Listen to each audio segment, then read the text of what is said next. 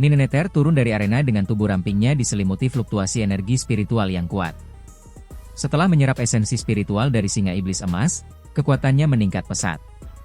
Aura yang terpancar darinya kini jauh lebih menekan dibanding sebelumnya. Para penguasa wilayah Daluo memandangnya dengan rasa hormat yang nyata. Bahkan Raja Bloodhawk dan yang lainnya tidak lagi menyembunyikan kekaguman mereka. Setelah pertempuran tadi, mereka akhirnya menyadari bahwa kekuatan Nineneter sudah melampaui mereka. Di antara semua penguasa, hanya Mu Asura dan Mu Mountain Tracker yang mungkin masih berada di atasnya. Namun, semua orang tahu bahwa jika Nineneter diberi waktu, melampaui Raja Gunung hanyalah soal waktu. Mengingat hal ini, Raja Bloodhawk hanya bisa menghela napas. Dulu mereka meremehkan Nineneter, mengira ia hanya mengandalkan rekomendasi Raja Condor dan latar belakang klannya. Permusuhan yang mereka simpan kini berubah menjadi penyesalan dan perasaan rumit. Raja Condor tertawa puas, bangga atas pencapaian Nineneter. Sementara itu, Mandela juga mengangguk tipis, mengakui bakat luar biasa yang dimiliki gadis tersebut. Namun, suasana segera berubah serius. Pertarungan telah memasuki tahap ke-6, tetapi wilayah Daluo baru memenangkan 2 kemenangan. Mereka masih membutuhkan 2 kemenangan lagi untuk lolos dari ujian ini, sebuah tugas yang sangat sulit. Kini tersisa 4 orang, Raja Iron Pithon, Raja Vajra, Raja Hongya, dan Mu Chen. Dari keempatnya, 3 pertama adalah penguasa tingkat 6 yang baru naik tingkat, sementara Mu Chen masih berada di tingkat 5. Tanpa pasukan dan niat bertarung militernya, kekuatan Mu Chen terlihat paling lemah. Tak ada yang benar-benar optimis. Mandela menyadari kenyataan pahit ini, tetapi ia tetap memberi isyarat untuk melanjutkan. Mereka tidak punya pilihan selain mencoba. Sayangnya, harapan itu segera runtuh. Iron Pithon maju lebih dulu, dan kalah. Vajra menyusul, dan juga kalah. Hasil ini tidak mengejutkan, tetapi tetap membuat suasana menjadi muram. Kedua penguasa itu mundur dengan wajah penuh rasa bersalah. Lawan mereka terlalu kuat untuk diatasi. Kini tinggal 2 pertempuran tersisa. Hongya menarik napas dalam dan melangkah maju untuk pertarungan ke-9. Tubuhnya tegap seperti gunung, tetapi semua orang tahu peluangnya kecil. Saat ia memasuki arena, pilar batu kuno bergetar. Lapisan perunggu terkelupas, dan sosok gelap muncul dengan aura mengerikan. Itu adalah salah satu dari 10 binatang buas, monyet iblis besi hitam. Makhluk itu bertubuh kecil, tetapi seluruh tubuhnya hitam seperti besi. Wajahnya menyerupai monyet ganas, dengan taring tajam yang menakutkan. Keunggulannya adalah kecepatan luar biasa, cepat seperti bayangan. Pertarungan dimulai. Dalam sekejap, monyet iblis menghilang. Cepat sekali, seru para penguasa. Detik berikutnya, Hongya sudah terpukul mundur. Lengannya terkoyak oleh cakaran tajam, darah mengalir deras hingga tulangnya terlihat. Serangan demi serangan datang tanpa henti. Monyet iblis bergerak seperti bayangan, muncul dan menghilang tanpa jejak. Hongya sepenuhnya berada dalam posisi tertekan. Tubuhnya dipenuhi luka, darah membasahi seluruh tubuhnya. Semua orang mulai putus asa. Namun Mandela menyipitkan mata. Ia menyadari sesuatu yang tidak biasa. Meski terlihat sekarat, luka Hongya tidak fatal. Ia sengaja menahan, mengandalkan pertahanannya, sambil diam-diam mengumpulkan energi spiritual. Ia sedang menunggu satu kesempatan. Dan kesempatan itu akhirnya datang. Saat monyet iblis muncul di depan dan menyerang dada Hongya, ia mengangkat tangannya untuk menahan. Cakar tajam menembus lengannya, darah menyembur keluar. Namun kali ini, Hongya tidak mundur. Sebaliknya, ia tersenyum ganas. Otot dan daging di lengannya mengencang, menjepit cakar monyet iblis agar tidak bisa ditarik kembali. Pergerakan cepat makhluk itu langsung terhenti. Pada saat yang sama, di tangan Hongya yang lain, energi spiritual terkondensasi menjadi sebuah gunung kecil yang padat dan mengerikan. Sekarang giliranku. Dengan raungan, ia menghantamkan pukulan itu ke kepala monyet iblis. Kepala makhluk itu langsung meledak seperti semangka. Tubuhnya runtuh dan berubah menjadi cahaya, lalu terserap ke dalam tubuh Hongya. Semua orang tercengang. Tak ada yang menyangka bahwa pertarungan yang tanpa sepihak ternyata adalah jebakan yang direncanakan dengan sempurna. Hongya jatuh dari arena, tubuhnya hampir runtuh. Mandela membantu menurunkannya dengan energi spiritual. Ia tersenyum lemah. Untungnya, aku tidak mengecewakan. Mandela mengangguk pelan. Kemenangan ini memang berisiko tinggi, tetapi berhasil karena kecerdikan dan ketahanan luar biasa. Namun, situasi masih genting. Kini hanya tersisa satu pertempuran terakhir. Mandela melangkah maju, matanya dingin. Ia tidak ingin lagi melihat bawahannya bertarung mati-matian. Ia berniat menghancurkan gerbang itu sendiri, meskipun harus menguras energinya.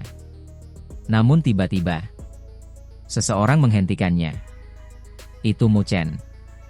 Ia menggenggam lengan Mandela dan tersenyum tenang. Sebagai penguasa wilayah Daluo, aku tidak bisa mundur. Mandela menatapnya dalam-dalam. Ia melihat tekad kuat dalam mata Mu Chen, tekad yang tidak lahir dari keberuntungan, tetapi dari perjuangan panjang. Akhirnya, ia mengangguk. Hati-hati. Jika kalah, mundur. Mu Chen mengangguk. Tanpa ragu, ia melangkah ke arena. Di hadapannya, pilar batu kuno berdiri tegak seperti tombak ilahi, memancarkan aura yang mengguncang langit. Ini adalah pertempuran terakhir. Dan di dalam hati Mu Chen, semangat juang membara. Jika ini adalah ujian terakhir, maka ia akan menghadapi langsung kekuatan sejati dari 10 binatang buas legendaris. Mu Chen berdiri tegak di arena pertempuran, bagaikan tombak yang menancap ke langit. Aura yang ia pancarkan tajam dan menekan. Ini adalah pertempuran ke-10, pertarungan penentu nasib wilayah Daluo. Jika Mu Chen menang, maka Mandela dapat menembus formasi tanpa kehilangan banyak energi. Namun jika ia kalah, Mandela terpaksa menghancurkan gerbang dengan kekuatan penuh, yang akan menguras energi spiritualnya. Hal itu sangat berbahaya, karena setelah ini mereka masih harus bersaing memperebutkan cairan dewa spiritual melawan kekuatan besar lainnya. Karena itu, kemenangan Mu Chen bukan sekadar pilihan, melainkan keharusan.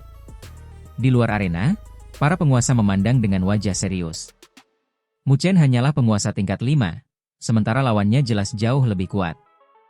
Namun, di dalam hati mereka masih tersisa secercah harapan. Harapan itu lahir dari keajaiban-keajaiban yang pernah diciptakan Mu Chen sebelumnya. Aula kuno bergetar hebat. Pilar batu terakhir runtuh, dan sosok besar jatuh ke arena dengan hentakan mengerikan. Aura suram dan menakutkan menyebar ke seluruh ruangan. Perlahan, wujud makhluk itu menjadi jelas. Tubuhnya diselimuti sisik naga hitam, ototnya menonjol seperti baja. Kepalanya adalah harimau buas dengan taring tajam, sementara di dahinya tumbuh tanduk naga gelap yang memancarkan cahaya dingin. Makhluk itu adalah harimau naga surgawi, salah satu dari 10 binatang buas paling ganas. Mandela langsung menunjukkan ekspresi serius. Makhluk ini memiliki garis keturunan naga surgawi, ras kuat yang hanya berada di bawah naga sejati. Meski garis keturunannya tidak murni, kekuatannya tetap mengerikan. Aura yang dipancarkannya jelas berada di tingkat penguasa tingkat 6. Bahkan Mu Bloodhawk dan yang lain kemungkinan besar akan kalah jika melawannya. Pertanyaannya kini, bisakah Mu Chen menang? Harimau naga surgawi meraung, gelombang suara menghantam ruang hingga bergetar. Mu Chen menarik napas dalam, lalu menenangkan pikirannya. Mantra iblis hati tertinggi. Keadaan iblis hati kecil. Dalam sekejap, energi spiritualnya berubah. Dari yang sebelumnya seperti gunung berapi, kini menjadi seperti pusaran laut dalam, tenang, tetapi mematikan. Kendali energi spiritualnya mencapai tingkat yang mencengangkan. Bahkan Mu Asura terkejut. Kendali seperti itu, luar biasa. Namun, harimau naga surgawi tidak memberi waktu. Dengan satu hentakan, ia melesat seperti kilat dan menyerang. Energi spiritualnya membentuk bayangan harimau raksasa yang menerjang Mu Chen dengan ganas. Mu Chen bergerak cepat, menghindar di detik terakhir. Namun, kekuatan serangan itu tetap menggores bahunya, meninggalkan luka. Serangan balasan datang seketika. Dua jari Mu Chen menusuk ke depan seperti tombak, mengarah langsung ke tenggorokan lawannya. Gerakannya cepat, licik, dan mematikan. Namun, harimau naga surgawi memiliki insting tempur luar biasa. Ia langsung menahan serangan itu dengan cakarnya. Percikan api meledak saat serangan bertabrakan. Dalam sekejap, cakar itu berbalik mencengkeram pergelangan tangan Mu Chen, berusaha merobeknya.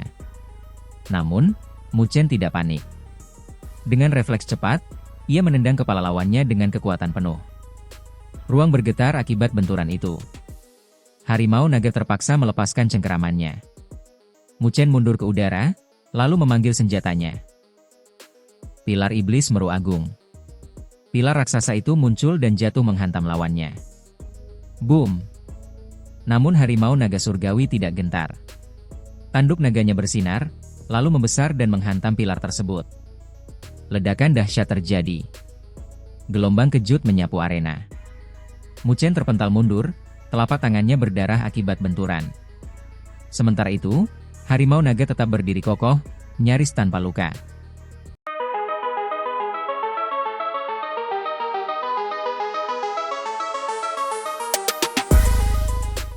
Para penonton terdiam. Meskipun Muchen mampu melawan, ia jelas berada di posisi yang dirugikan. Jika ini berlanjut, kekalahan hanya soal waktu. Namun, Muchen tidak menyerah. Ia kembali mengayunkan pilar iblis Meru Agung, menyerang dari atas. Harimau naga membalas dengan ekornya yang seperti cambuk baja, menghantam pilar hingga terpental. Saat itulah, langit berubah. Raungan naga dan gajah menggema di seluruh aula.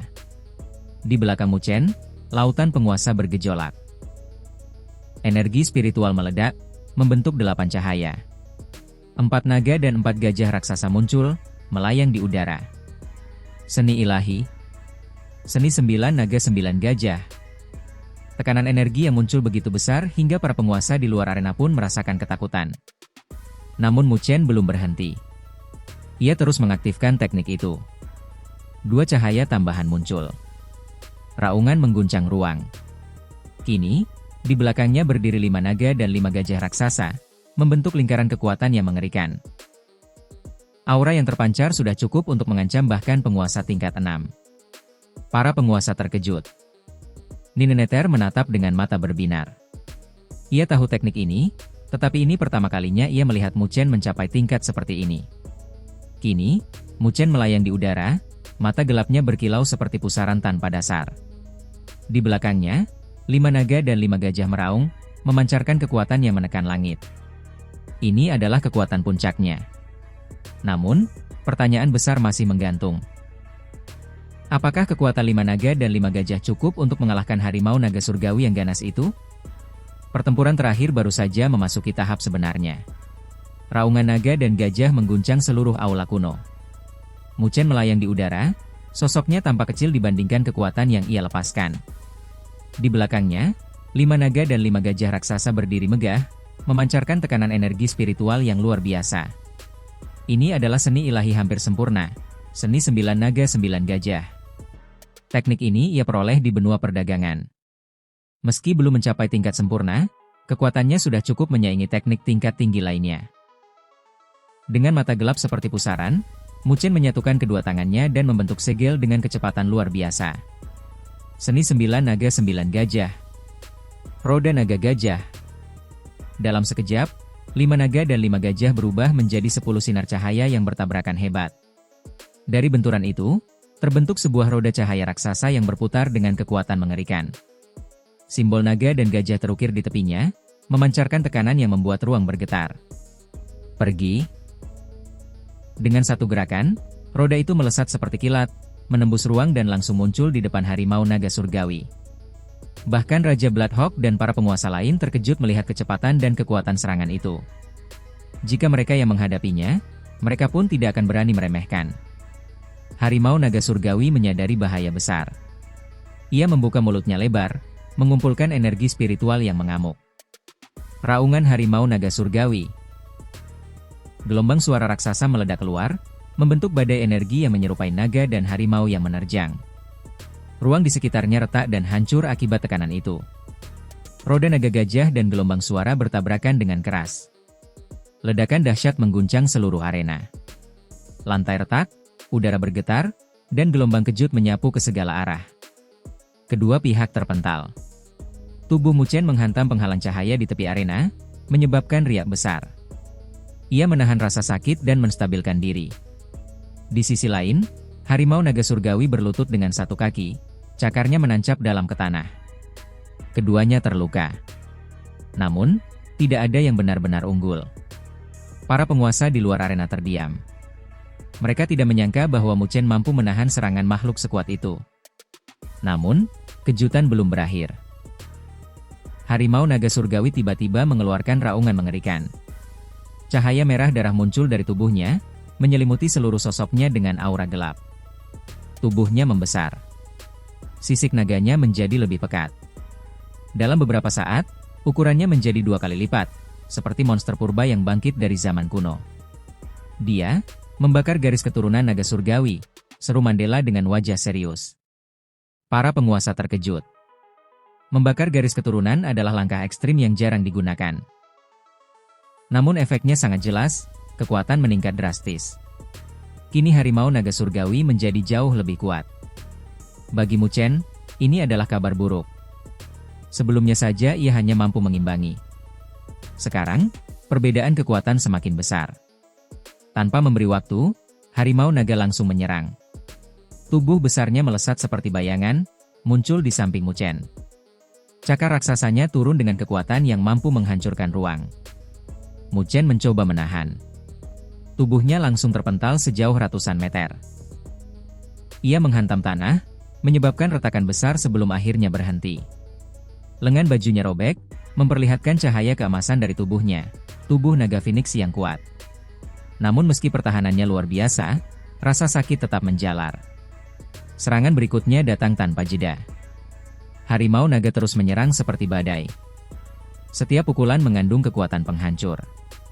Mu Chen terpaksa mundur terus-menerus. Situasi berbalik. Kini ia benar-benar terdesak. Para penguasa mulai cemas.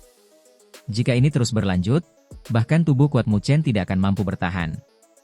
Nineneter mengepalkan tangannya erat.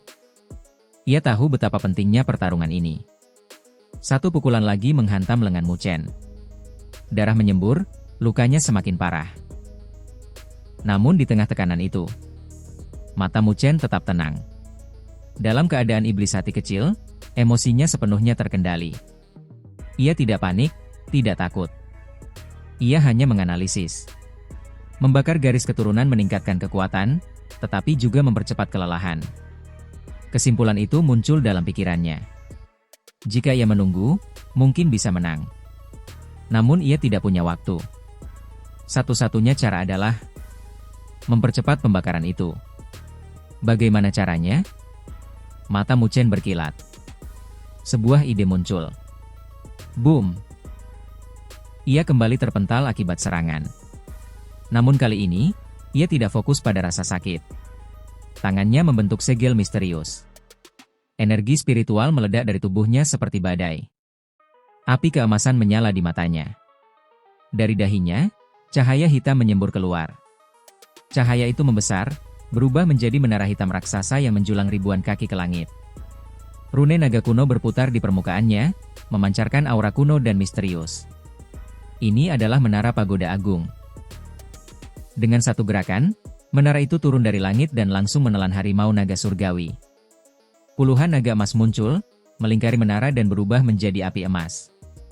Namun anehnya, api itu tidak menyerang dari luar. Sebaliknya, api itu masuk ke tubuh harimau naga melalui hidungnya. Mengaum. Harimau naga surgawi meraung kesakitan. Matanya berubah merah darah.